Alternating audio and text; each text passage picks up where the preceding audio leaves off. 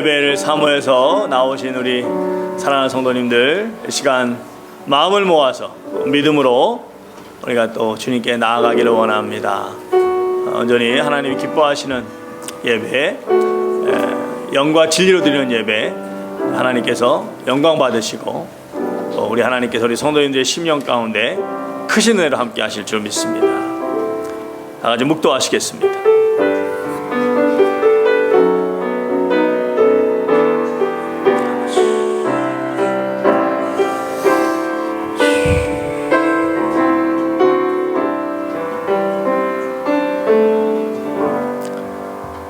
하나님께 참으로 예배하는 자는 영과 진리로 예배할 때가 오나니 곧 이때라. 하나님은 자기에게 이렇게 예배하는 자를 찾으시느니라. 하나님은 영이시니 하나님께 예배하는 자는 영과 진리로 예배할지니라. 아버지 하나님, 귀한 주일, 귀한 시간, 주의 사랑하는 자들 온전히 주님께 감사하는 마음을 담아 귀한 시간을 주님 앞에 온전히 올려드리고자 합니다. 우리 주님만이 기뻐 받아주시고 우리 주님의 은혜가 풍성한 귀한 시간으로 붙잡아 주시옵소서. 예수님의 이름으로 간절히 기도드렸사옵나이다. 아멘. 마태복음 26장 48절부터 같이 읽겠습니다. 예수를 파는 자가 그들에게 군호를 짜 이르되 내가 입맞추는 자가 그이니 그를 잡으라 한지라. 곧 예수께 나와 랍비여 안녕하시옵니까 하고 입을 맞추니 예수께서 이르시되 친구여 내가 무엇을 하려고 왔는지 행하라 하신대. 이에 그들이 나와 예수께 손을 대어 잡는지라.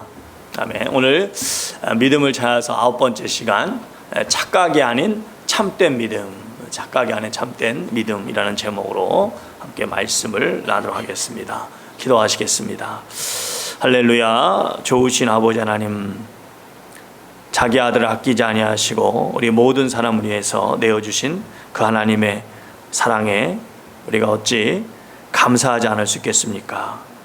이 시간에 정말 감사하는 마음, 감격의 마음으로 또 주의 말씀에 귀 기울입니다.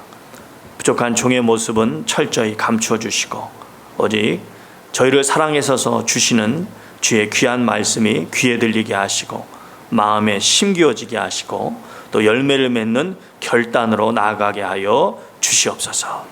오직 주님만 영광 받으시는 귀한 시간 되게 하실 줄 믿고 예수님의 이름으로 기도드렸사옵나이다.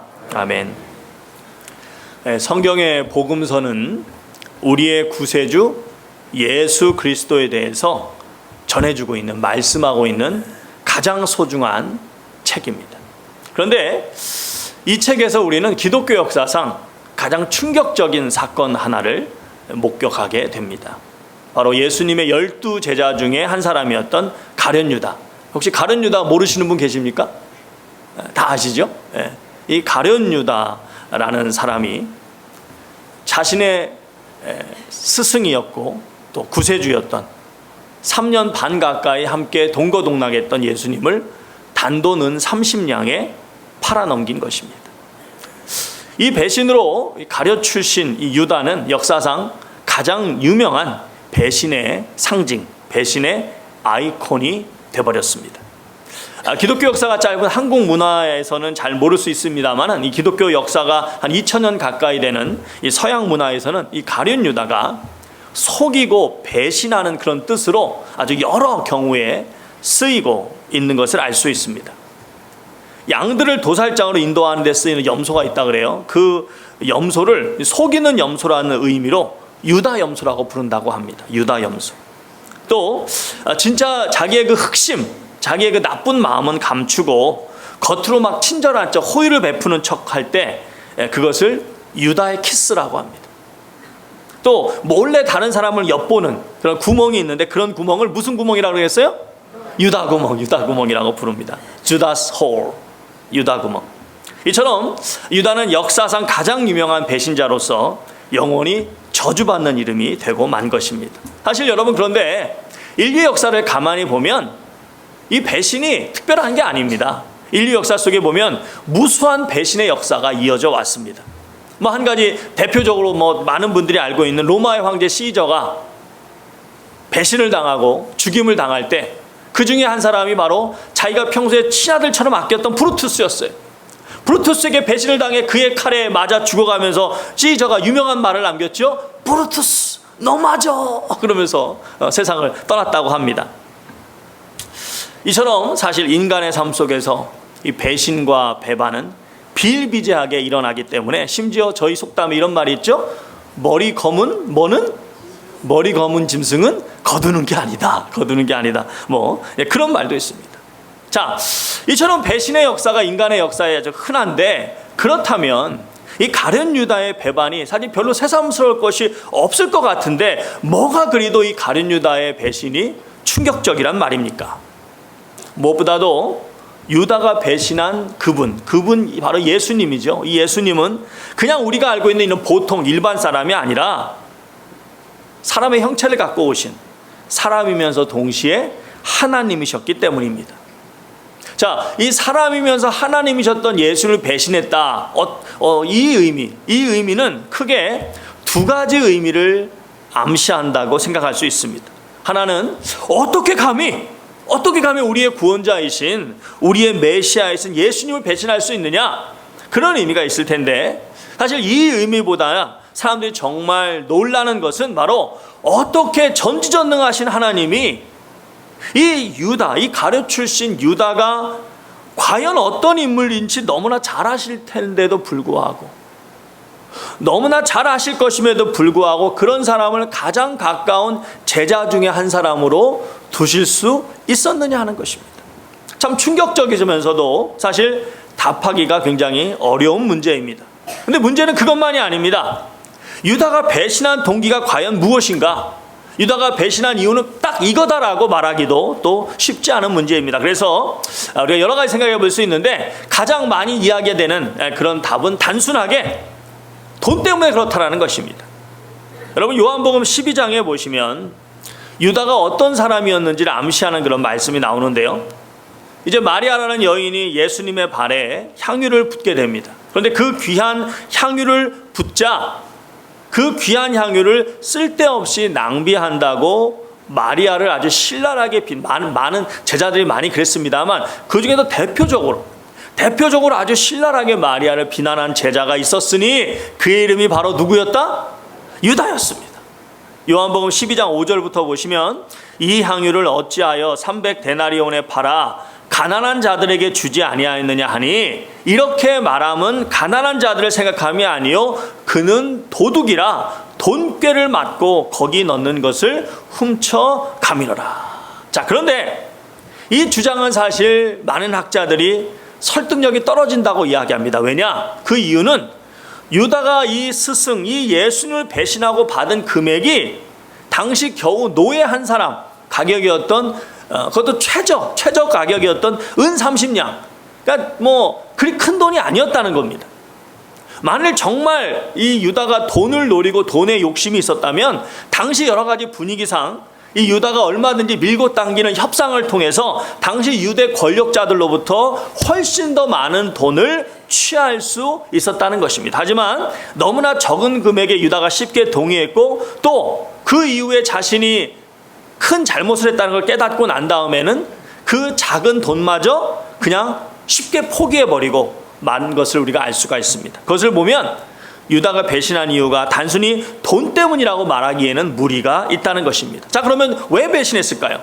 또 하나 많이 되어지는 이야기는 바로 여러 가지 당시 상황들과 여러 가지 사실들을 고려해 봤을 때, 유다는 당시 많은 유대인들이 그랬던 것처럼 이 예수님을 어떤 메시아로 기대를 했느냐, 예수님이 힘으로 아주 큰 군사력 이런 것을 동원해서 이 세상, 그 당시 유대 사람들이 얼마나 참 힘든 가운데 있었습니까? 나라를 잃고 로마의 압제에 얼마나 힘들었습니까? 또 자신들을 다스리는 왕도 유대 사람이 아니고 베두인 사람 헤롯, 이런 이상한 사람들이 와서 괴롭히니까 얼마나 힘들었습니까? 그러니까 그런 모순된 그런 유대 사람들이 볼 때 말도 안 되는 그런 엉터리 같은 세상을 다 뒤집어 엎고 유대인 중심의 새로운 왕국을 세워주시는 그런 힘있는 메시아이길 기대했다는 것입니다.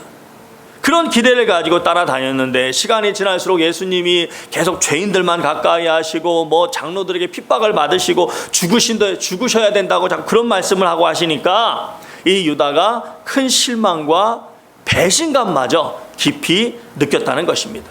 그런 관점에서 사실 이 유다를 비운의 애국자로 미화시키려고 하는 그런 시도가 굉장히 많이 있어 왔습니다. 하지만 성경의 관점, 유다에 대한 성경의 관점은 아주 단호합니다.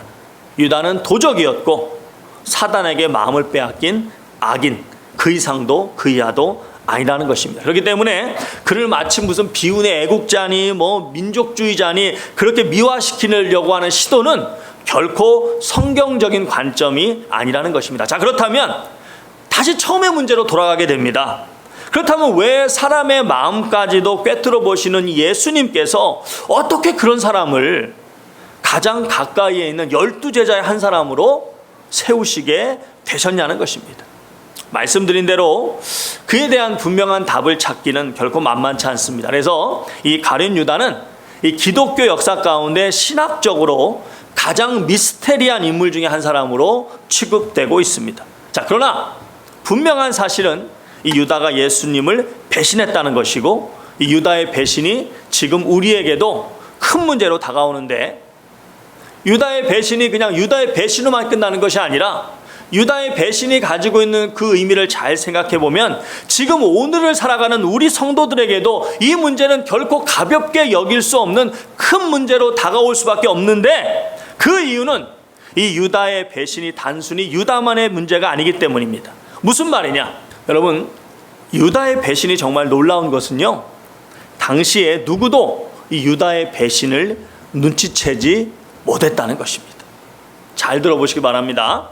성경을 보시면 예수님을 따라다니는 사람들이 그냥 뭐 조금 있었던 것이 아니라 굉장히 많았다라고 이야기하고 있습니다. 마태복음 8장 1절에 보니까 예수께서 산에서 내려오시니 수많은 무리가, 어떤 무리가? 수많은 무리가, 셀 수 없는 수많은 무리가 예수님을 따르더라. 예수님의 소문을 듣고 정말 셀 수 없는 수많은 사람들이 예수님을 여기저기 따라다녔습니다. 자, 그런데 성경은 그런 사람들을 뭐라고 지칭하냐면 무리라고 지칭합니다. 무리라고.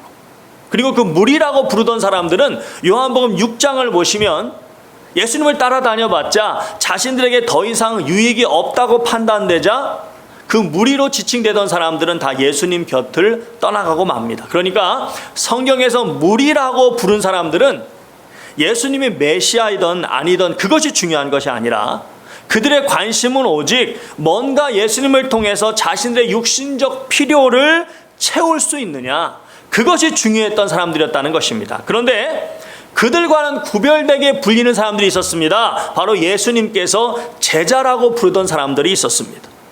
우리 새누리 가족들은 무리가 되지 마시고 모두가 다 제자가 될 수 있기를 주님의 이름으로 축원드립니다. 자, 그런데 이 제자도 보시면 특별히 누가복음을 보시면 주님을 메시아로 믿기만 하는 자들이 있었고 또 그 이상으로 예수님을 구세주로 믿기 때문에 주님께 자신의 모든 삶을 맡기고 예수님이 주신 사명을 위해 온전히 헌신한 제자들을 따로 구별하고 있습니다.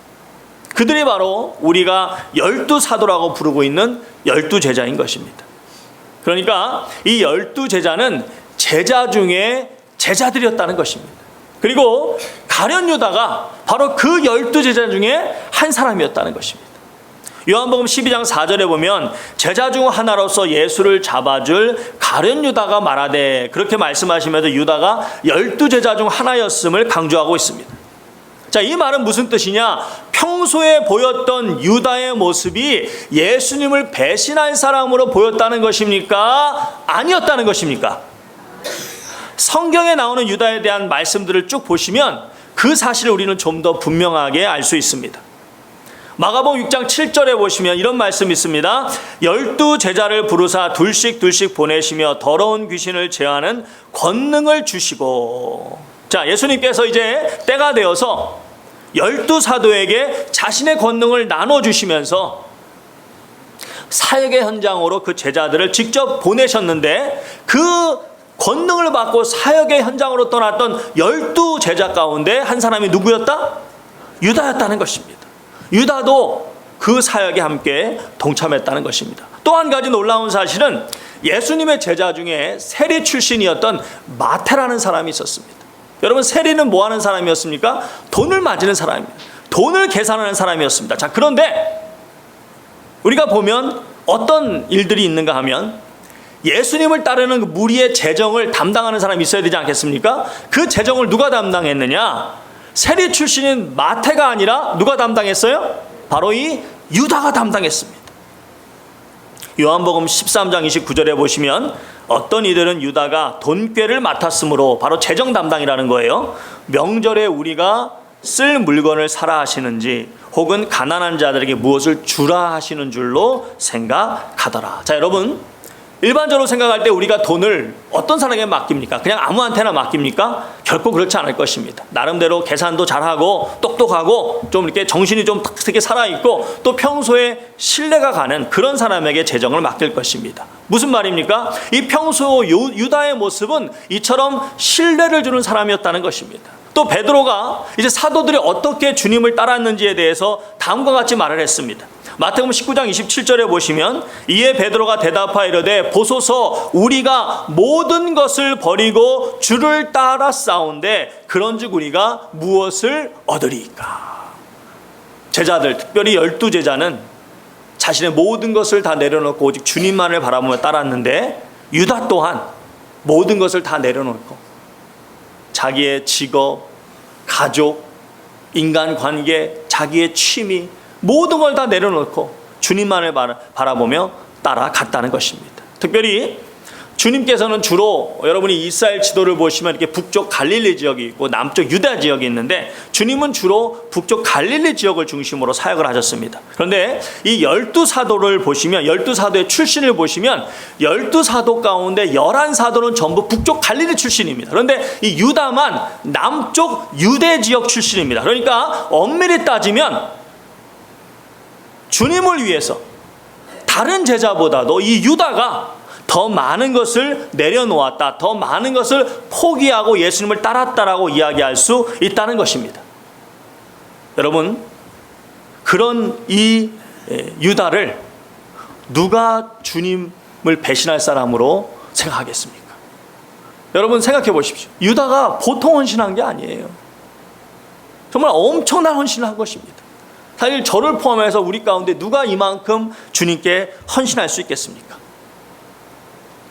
유다는 나름대로 정말 주님을 위해 큰 헌신을 한 사람이었던 것입니다. 물론 여러분이 요한복음을 쭉 읽어보시면 이 유다에 대해서 굉장히 부정적으로 이야기하는 말씀이 많이 나옵니다. 자, 그런데 그 이유도 우리가 좀 생각해 보시면 이 요한복음은 언제 쓰였느냐? 복음서 가운데, 그리고 우리가 알고 있는 신약성경 가운데 가장 늦은 시기인 AD 60년경에 이 요한복음이 쓰여졌습니다. 무슨 뜻이냐면 시간적으로 시기적으로 봤을 때 이미 가룟 유다가 어떤 인물이었는지 명확히 다 알려지고 드러난 시기였다는 것입니다. 그때 성령의 감동을 받은 요한 사도께서 이미 일어난 모든 사건을 자세히 살핀 후에 이 전지적 작가 시점을 가지고 전적 작가지 시점을 가미해서 요한복음을 기록하면서 이제는 유다에 대해서 분명하게 부정적으로 말할 수 있는 때였기 때문에 아주 부정적으로 요소요소에 그렇게 기록해 놓았던 것입니다. 그럼에도 불구하고 성경의 모든 다른 내용들을 다 종합해 보면 이 평소의 유다의 모습은 결코 부정적인 모습이 아니었다는 것입니다. 방금 전에 말씀드린 대로 유다에 대해서 가장 부정적으로 많이 언급하고 있는 이 요한복음에서조차 유다가 예수님을 배신할 당시의 분위기가 어땠는지 다음과 같이 이야기하고 있습니다. 여러분이 가지고 계신 성경책 한번 다 보겠습니다. 요한복음 13장 보시기 바랍니다. 21절부터 같이 한번 보겠습니다. 요한복음 13장 21절 신약성경 171쪽입니다. 171쪽 요한복음 13장 21절부터 같이 보겠습니다. 시작. 예수께서 이 말씀을 하시고 심령이 괴로워 증언하여 이르되 내가 진실로 진실로 너희에게 이르노니 너희 중 하나가 나를 팔리라 하시니 제 아들이 서로 보며 누구에게 대하여 말씀하시는지 의심하더라. 예수의 제자 중 하나 곧 그가 사랑하시는 자가 예수의 품에 의지하여 누웠는지라. 시몬 베드로가 머리짓을 하여 말하되 말씀하신 자가 누구인지 말하라 하니 그가 주여 누구니까? 예수께서 대답하시되 내가 떡 한 조각을 적셔다 주는 자가 그니라 하시고 곧 한 조각을 적셔서 가룟 시몬의 아들 유다에게 주시니 조각을 받은 후 곧 사탄이 그 속에 들어간지라. 이에 예수께서 유다에게 이르되 내가 하는 일을 속히 하라 하시니 이 말씀을 무슨 뜻으로 하셨는지 그 앉은 자 중에 뭐 하는 자가 없고 아는 자가 없고 어떤 이들은 유다가 돈깨를 맡았으므로 명절에 우리가 쓸 물건을 사라 하시는지 혹은 가난한 자들에게 무엇을 주라 하시는 줄로 생각하더라. 유다가 그 조각을 받고 곧 나가니 곧 밤이라. 무슨 뜻입니까? 유다가 예수님을 배신하는 그 일을 이제 실제로 실행하는 그 순간까지도 그의 배신을 사람들이 눈치챘다 못 챘다? 몰랐다. 또 마태복음 26장 25절에 이런 말씀이 있습니다. 예수를 파는 유다가 대답하여 이르되 랍비여 나는 아니지요 대답하시되 예수님께서 이렇게 말씀하세요. 내가 말하였도다 하시니라. 여러분 이 말씀들을 다 여러분 종합해서 생각해 보면 주님께서는 아주 구체적이고 분명하게 유다가 예수님을 팔자임을 나타내셨습니다. 그럼에도 다른 제자들은 그 말씀을 이해를 못했습니다. 이게 무슨 뜻입니까? 그렇습니다. 유다는 상당히 열심 있는 제자였고 다 인정하는 누구도 그의 충성심을 의심하지 않았던 제자였다는 것입니다. 그런데 그랬던 유다가 그랬던 그가 사탄에게 마음을 빼앗기고 주님이 여러 번 경고하시고 그가 지려고 하는 죄의 심각성을 계속 알려주셨음에도 불구하고 결국 죄악의 길로 가고 말았던 것입니다. 유다가 예수님을 잡으려고 겟세마네 동산으로 이제 대제사장이 보냈던 그의 병사들과 함께 나타났을 때 그제서야 이 유다의 실체를 보게 된 제자들이 얼마나 놀랐을까요? 아마 큰 충격을 받았을 것입니다. 사랑하는 성도 여러분, 그렇습니다. 유다는 겉으로 보기에 상당히 충성스러운 제자였습니다. 그래서 12사도 중에 한 사람이 되었고 또 그 누구도 그를 의심하지 않았습니다. 다시 말해서 누군가 저 유다 저 사람 믿음이 좋습니까? 라고 물어본다면 당당하게 예 그렇습니다라고 말할 수 있는 그런 제자였다는 것입니다. 자, 그러면 과연 무엇이 문제였을까요? 과연 어디서부터 잘못되었던 것일까요? 그에 대해서 암시하는 아주 중요한 말씀이 있습니다. 바로 오늘 말씀입니다. 다시 한번 보겠습니다. 우리 마태복음 26장 49절 말씀입니다. 같이 읽습니다. 시작. 곧 예수께 나와 누구요? 랍비요.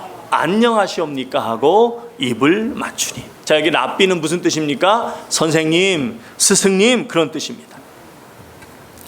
이 제자들이 예수님을 따라다녔던 예수님의 사역의 초기에는 이 제자들이 종종 예수님을 랍비라고 불렀습니다. 굉장히 당시 유대인 사회에서는 아주 존칭하는, 아주 존경하는 뜻을 담은 그런 용어였습니다.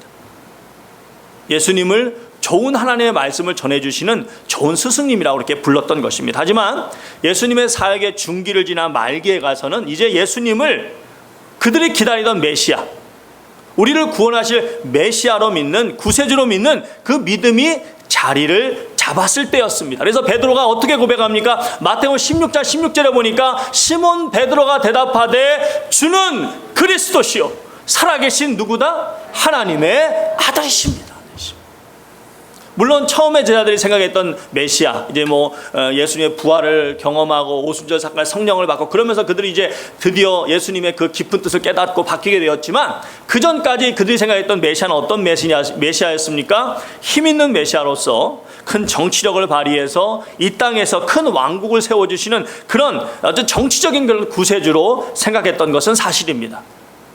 그러니까 먼저 사람의 죄의 문제를 해결하시기 위해서 오셨던 예수님이 말씀하시던 우리의 죄를 짊어지고 하신 유월절 어린 양으로서의 메시아하고는 거리가 있었던 것이 사실입니다. 그러나 그럼에도 불구하고 분명한 사실은 제자들이 예수님을 메시아로 믿었다는 것입니다. 하지만 이 유다는 이 가룟 유다만큼은 마지막 순간까지 예수님 어떻게 부르고 있습니까?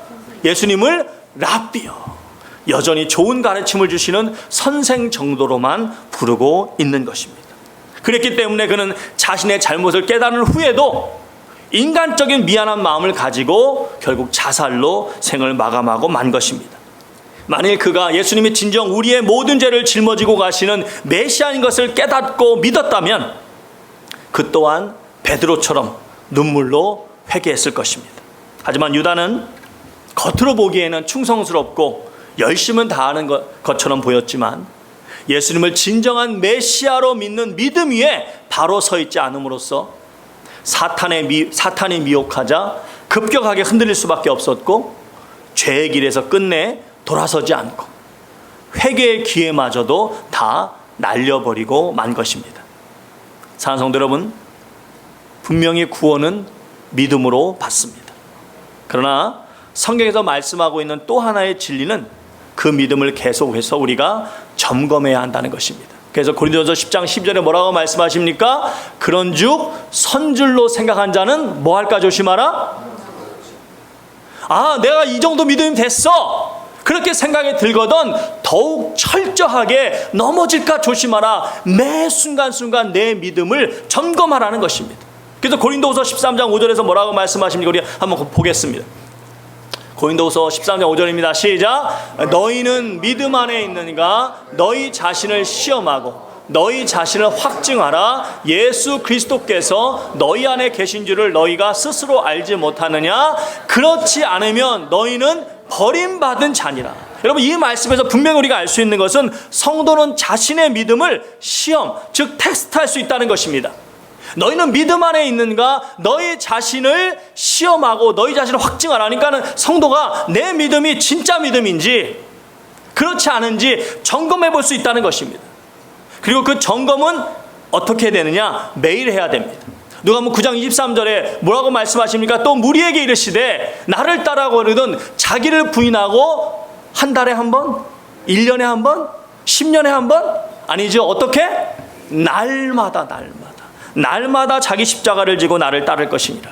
그렇습니다. 날마다 주님의 십자가를 지고 갈 믿음이 나에게 제대로 있는지 날마다 우리는 내 자신을 점검해 봐야 하는 것입니다. 자, 그러면 내 믿음이 하나님이 기뻐하시는 믿음인지 어떻게 압니까? 오늘 이 말씀에 뭐라고 되어 있습니까? 예수 그리스도께서 너희 안에 계신 줄을 어떻게? 스스로 알지 못하며 스스로. 너희가 스스로 알지 못하느냐. 무슨 뜻입니까? 바로 우리 스스로, 우리 자신들이 알 수 있다는 것입니다. 저는 여러분 이 말씀이 정말 마음에 와닿습니다. 방금 전에 말씀드린 것처럼 유다가 그토록 배신할 줄 누가 알았겠습니까? 누가 의심했겠습니까? 여러분, 하나님이 세우신 초대 이스라엘의 왕 사울이 그토록 불순종의 길로 갈지 당시 가장 위대했던, 유대 역사상 가장 위대했던 선지자 중에 한 사람이었던 사무엘조차 알 수 없었습니다. 그렇습니다. 겉으로 보기에 다른 사람은 알 수 없습니다. 하지만 내가 참으로 예수를 믿고 있는지 자신은 알 수 있는 것입니다. 그리고 진정으로 믿고 있다면 그에 합당한 삶을 살 수밖에 없는 것이고 적어도 주의 말씀대로 살려고 노력을 하며 살아간다는 것입니다. 여기 오늘 이 말씀 고린도후서 13장 5절 말씀 5절 이 말씀의 끝에 뭐라고 말씀하십니까? 그렇지 않으면, 예수 그리스도께서 너희 안에 계신 줄을 스스로 알지 못하느냐? 그렇지 않으면, 이 말이 무슨 말이냐? 예수님을 내가 진정으로 믿고 있다면, 그 믿음을 갖고 있다면 그에 합당한 삶을 살아가고 있을 텐데 그렇지 않으면입니다. 그렇지 않으면, 그 믿음이 있다면 그 믿음이 합당한 삶을 살고 있을 텐데 그렇지 않으면, 그러니까 그 믿음이 합당한 삶을 살지 않으면 그 말입니다. 그러면 뭐라고요? 어떤 사람이라고요? 이 말이 무슨 뜻일까요? 그냥 믿음이 약하다는 뜻일까요? 아니면 믿음이 덜 성숙하다는 뜻일까요? 뭐 그런 의미도 있을 것입니다. 하지만 제가 빙빙 돌려 말씀하지 않겠습니다. 이 말씀의 직접적인 의미는 구원받았다 생각하지 말라는 것입니다. 그런 사람은 구원받았다 생각하지 말라는 것입니다. 사랑하는 성도 여러분, 목사님들 중에 목사님 말씀 정말 은혜롭습니다, 정말 목사님 좋습니다, 말씀 좋습니다라는 말 듣기 싫은 목사님이 계실까요? 안 계실까요? 듣기 싫은 목사님이 계실까요? 안 계실까요? 안 계실 겁니다. 목사님은 누구든지 다 목사님 말씀 참 좋습니다. 은혜로운 말씀입니다. 이렇게 말하는 것을 다 듣고 싶어 하실 것입니다. 여러분 믿거나 말거나 이 장 목사가 그런 이야기를 지금까지 조금 들었다, 많이 들었다. 엄청나게 들었어, 엄청나게.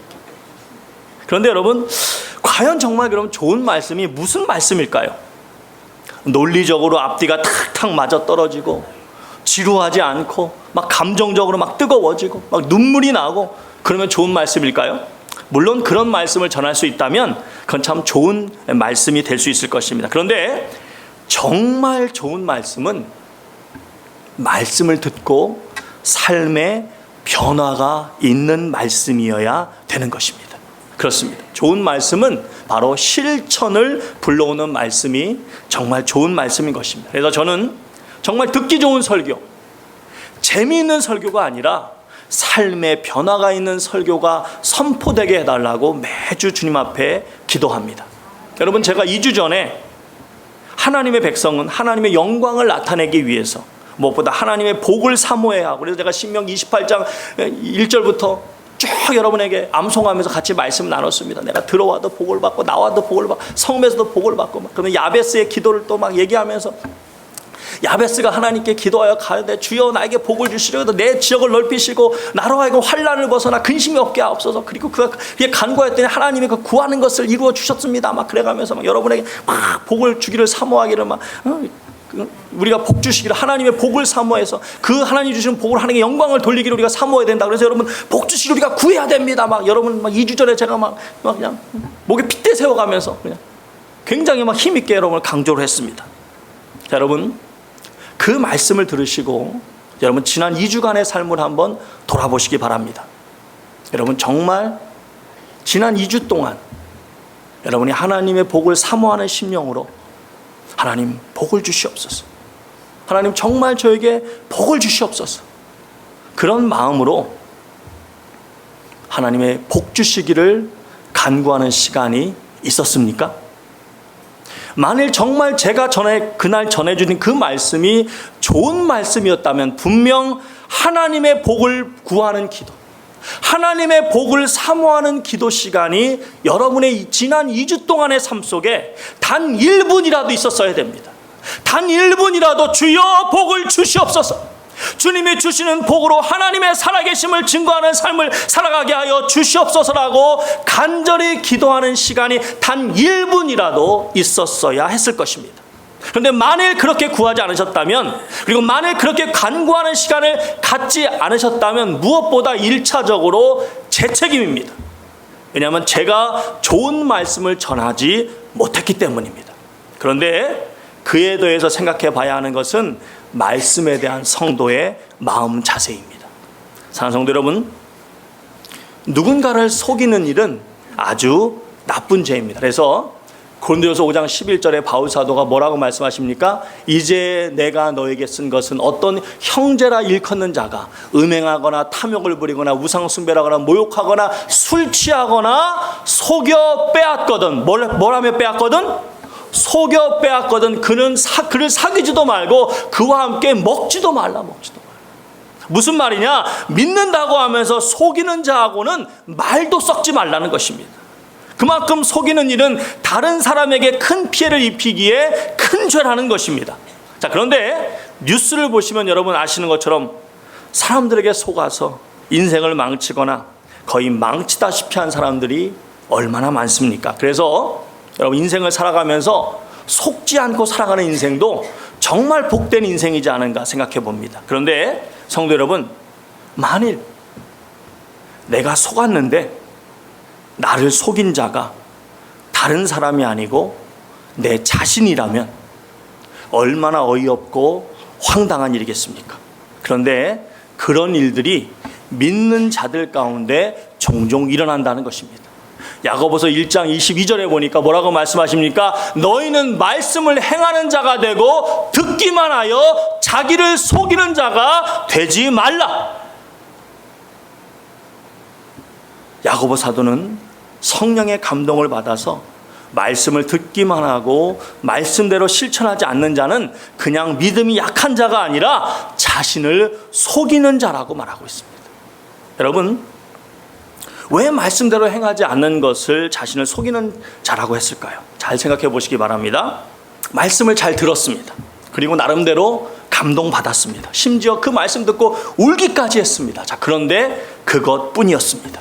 그럼에도 내가 말씀 잘 듣고 뭔가 깨달은 것 같고 그래서 기쁨이 있고 감동이 있고 심지어 울기까지 했기 때문에 자신은 믿음이 좋다고 착각한다는 것입니다. 사랑하는 성도 여러분, 누군가에 속아서 손해를 본다면 정말 속상하고 억울한 일일 것입니다. 그런데요, 이 세상에는 여러분, 아무리 이 세상에서는 속았다 할지라도 그로부터 오는 고통은 이 땅에서 사는 동안만 영향이 있는 아주 한시적인 고통일 뿐입니다. 하지만 이 영생에 대해서 속는다면 그 고통은 영원한 고통인 것입니다. 그런데 그렇게 속인 인물이 다른 사람이 아니라 바로 나 자신이라면 얼마나 어이없고 얼마나 속상하겠습니까? 여러분, 유다의 불행이 무엇입니까? 착각한 것입니다. 예수님을 쫓아다니고 자기를 통해서 능력이 나타나고 사람들이 사도라고 불러주니까 자신이 믿음이 좋은 제자인 줄 착각한 것입니다. 하지만 아니었던 것입니다. 여러분, 우리도 그럴 수 있지 않겠습니까? 주일마다 예배드리고 기도드리고 사람들이 목사님, 장로님, 권사님, 집사님 불러주고 나름대로 봉사도 하고 그러니까 믿음이 좋은 줄 알았는데, 믿음이 있는 줄 알았는데, 그래서 자신도 그렇게 믿고 있었는데 주님 앞에 갔더니 그것이 내 자신을 속인 착각으로 드러난다면 얼마나 안타까운 일이겠습니까?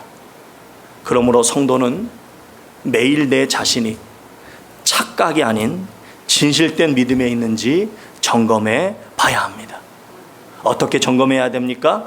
무엇보다 주님에 대해서, 주님은 납비가 아니라, 주님은 그냥 위대한 선지자가 아니라 바로 내 삶의 주인이요 내 영혼의 구세주시라고 하는 분명한 믿음의 고백이 있는지 철저히 점검하시기 바랍니다. 그리고 그 믿음에 합당한 삶을 살고 있는지, 다시 말해서 주의 말씀에 집중하고 있고 아무리 그 길이 십자가의 길이라 할지라도 매일 그 십자가를 지고 다시 말씀드리면 그 말씀대로 살려고 애쓰고 있는지를 봐야 됩니다. 우리의 중심을 보시는 주님은 적어도 주님의 뜻대로 살려고 하고, 그렇지 못할 때에는 그럴 수도 있지 뭐, 다음에 하지 뭐, 이게 아니라 그렇지 못할 때는 철저히 가슴을 치며 자기 옷을 쥐어뜯어가며 회개하는 그런 가난한 심령을 결코 외면하지 않으시기 때문입니다. 반드시 잘하였도다 착하고 충성된 종아, 내 주인의 즐거움에 참여할지어다 하며 주님이 마련하신 저 귀한 천국에 크게 환영하시며 맞아 주실 줄 믿습니다. 바라기는 이 자리에 계신 우리 성도님들 한 분도 빠지지 마시고 그 주님의 환영잔치에 다 참석해서 다시 한번 그 자리에서 우리 모두 재회할 수 있기를, 다시 만날 수 있기를, 다시 다 볼 수 있기를 주님의 이름으로 축원드립니다. 우리 다 같이 찬양하시겠습니다. 저 건너편 강원도에 아름다운 낙원이 있네.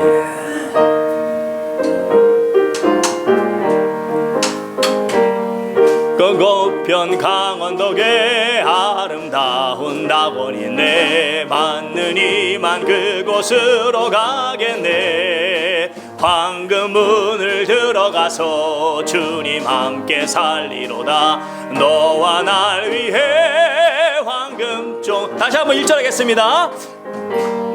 건너편 강원도에 아름다운 낙원이 있네. 믿는 이만 그곳으로 가겠네. 황금문을 들어가서 주님 함께 살리로다. 너와 날 위해 황금종 울린다. 저 울리는 종소리와 천사들의 노래소리, 영광일세 할렐루야 기쁘다. 빛나는 저 강 건너편 아름답고 영원한 곳 너와 날 위해 황금종 울린다. 은빛 바다 저 너머로 우리 모두 건너가서 죄와 고통 모든 슬픔 잊겠네. 예수님의 사랑 속에 영원토록 살리로다. 너와 날 위해 황금종 울린다. 저 울리는 종소리와 천사들의 노래소리 영광일세 할렐루야 기쁘다. 빛나는 저 강 건너편 아름답고 영원한 곳 너와 날 위해 황금종 울린다. 우리 일생 다 지나고 주의 나의 영혼 자유함을 얻겠네. 괴로운 짐 모두 벗고 주와 함께 살리로다. 너와 날 위해 황금종 울린다. 저 울리는 종소리와 천사들의 노래소리 영광일세 할렐루야 기쁘다. 빛나는 저 강 건너편 아름답고 영원한 곳 너와 날 위해 황금종 울린다. 그렇습니다. 우리 주님은 우리를 맞이하기 위해서 참 큰 천국 잔치를 마련해 놓고 계십니다. 그런데 그 자리는 오직 믿는 자만 들어갈 수 있습니다. 정말 예수님을 진정한 나의 주님으로 내 구세주로 믿는 자만 들어갈 수 있습니다. 그 믿음이 있다면 주님의 말씀대로 살아가는 것이고, 그리고 그렇지 못할 때 정말 안타까운 마음으로 회개하는 심령이 있는 삶을 살아갈 수밖에 없는 것입니다. 우리는 말씀을 듣기만 하여 속이는 자가 되서는 안 됩니다. 스스로 착각하는 믿음을 가지고 살아가서는 안 됩니다.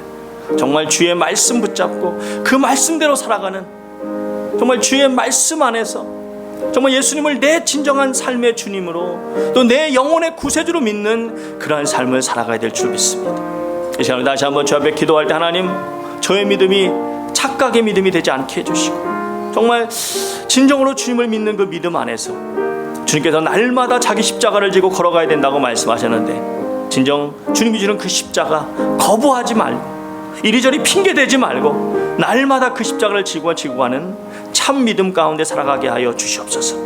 때로 그렇게 하지 못할 때 그냥 아무렇지도 않게 넘어가는 심령이 아니라 정말 안타까운 마음으로 회개할 수 있는 그런 심령 가지고, 그런 가난한 심령 가지고 살아갈 수 있도록 도와주시옵소서. 이제 다시 한번 합시다. 같이 기도하겠습니다. 기도합니다. 할렐루야. 사랑하는 아버지와 풍성하신 아버지 하나님, 주의 은혜를 찬양합니다. 아버지, 그렇습니다. 저희가 예수를 믿고 그 믿음 가운데 살아가는데 아버지 믿음이 진정한 참 믿음이 되어야 될 줄 믿습니다. 착각하는 믿음이 되어서는 안 되겠습니다. 더욱 주 앞에 간절히 엎드리는 그런 믿음이 되어야 되겠습니다. 아버지는 주의 말씀 붙잡고 그 말씀대로 살아가려고 하는 그런 믿음이 되어야 되겠습니다. 아버지, 예수님을 진정으로 나의 아버지 주님으로, 내 삶의 아버지 주님으로, 내 영혼의 구세주로 분명히 믿는 그 믿음 가운데 거해야 되겠습니다. 그 믿음 가운데 살아가야 되겠습니다. 아버지, 그 말씀 붙잡고 나아가야 되겠습니다. 아버지, 그 길이 십자가의 길이라 할지라도 날마다 자기 십자가를 지고 나를 쫓아야 된다고 말씀하셨는데, 아버지 정말 주의 말씀 따라, 아버지 주의 말씀을 아버지 정말 마음에 붙잡고 온전히 주의 말씀 따라 십자가를 지고 살아가기 부족함는 은혜를 더하여 주시옵소서. 그렇지 못할 때 아버지 더욱더 회개해야 되겠습니다. 간절히 회개해야 되겠습니다. 안타까운 마음으로 회개해야 되겠습니다. 그런 가난한 심령이 되어야 되겠습니다. 주여 도와 주시옵소서. 주여 주여 도와주옵소서. 할렐루야. 아버지 주여 주께서 아버지 붙잡아 함께 할 때 오직 주님만 바라며 나아가기 원합니다. 주님만 붙잡고 나아가기 원합니다. 주여 우리의 심령이 회개하는 심령 되게 하시옵소서. 하나님 앞에 엎드리는 심령 되게 하시옵소서. 주의 은혜를 구하는 심령 되게 하시옵소서. 아버지 뜻 가운데 가는 심령 되게 하시옵소서. 주여 날마다 하시는 믿음을 점검하고 정말 그 주의 합당한 믿음이 되겠습니다. 결코 아버지 그 말씀 아버지 붙잡고 나아갈 때 아버지만 그냥 평화 주저하지 않게 하게 하시고 그냥 착각 속에 머물러 있지 않게 하려 그냥 아무 날 것처럼 그냥 넘어있지 않게 하시고 더 간절하게 더 심령으로 아버지 말씀 가슴을 쥐어뜯는 심령으로 옆에 엎드리는 이런 놀란 역사가 있게 하시옵소서. 주여 그런 간절한 무릎 앞에 나아갈 수 있도록 도와주시고 역사하시옵소서. 주여 붙잡아 주시옵소서.